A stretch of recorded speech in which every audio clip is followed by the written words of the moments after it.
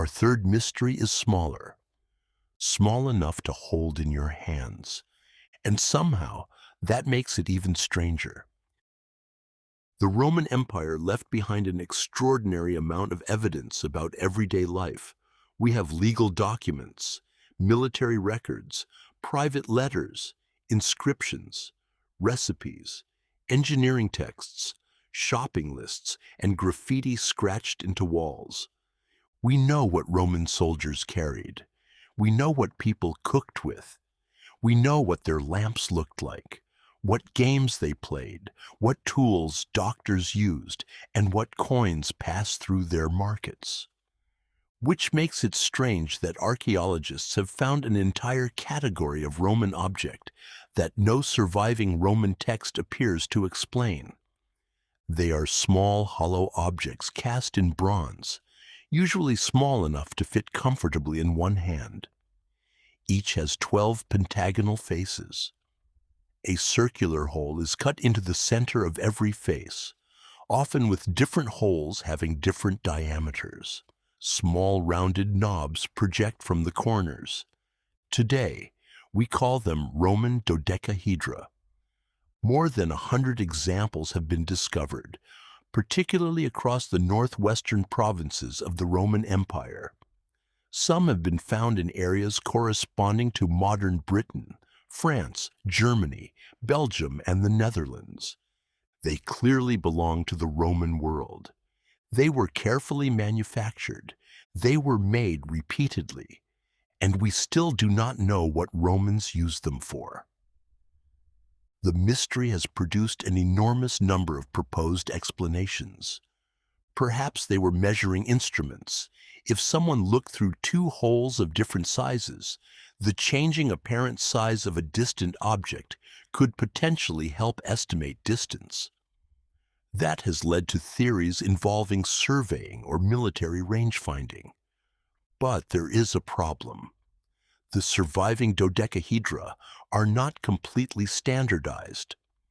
Their dimensions vary, the hole sizes vary, and they generally lack the numerical markings we might expect from an instrument designed to produce precise measurements.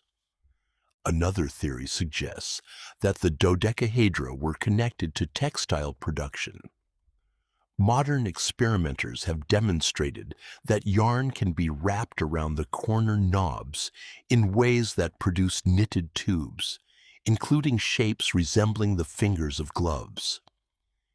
It is an ingenious demonstration. But an object being capable of performing a task does not prove that this was its original purpose. Other proposals include candle holders, calendrical devices, astronomical instruments, gaming pieces, religious objects, and tools associated with divination or ritual practice. Some explanations sound practical, others sound speculative. None has produced enough evidence to settle the question. Then, in 2023, archaeologists discovered an unusually complete Roman dodecahedron near Norton Disney in Lincolnshire, England. The object was carefully excavated in a modern archaeological context, giving researchers a valuable opportunity to study not only the dodecahedron itself, but also the surroundings in which it had been deposited. That matters because context is often what gives an ancient object meaning. Find an unidentified tool beside a loom, and textile production becomes more plausible. Find it inside a military workshop, and another explanation becomes stronger. Find many examples in temples and ritual use suddenly looks different. But even with new discoveries, the central question remains unresolved. What did a Roman actually do with one of these things? There is something almost more unsettling about this mystery than about a lost city. The Roman dodecahedra are not enormous monuments whose builders disappeared thousands of years before writing. They come from a literate civilization that documented astonishingly mundane details of daily life. And yet, this knowledge escaped the record. At some point, their purpose may have been obvious. A Roman could perhaps have picked one up, used it without explanation, set it down, and never imagined that anyone would need instructions. Everyone who mattered already knew.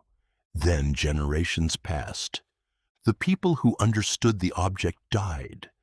The habit disappeared, and the explanation went with them. That may be one of history's quietest forms of destruction. Nothing has to burn. No army has to invade. No library has to collapse. Sometimes knowledge disappears simply because no one thought it was necessary to preserve it.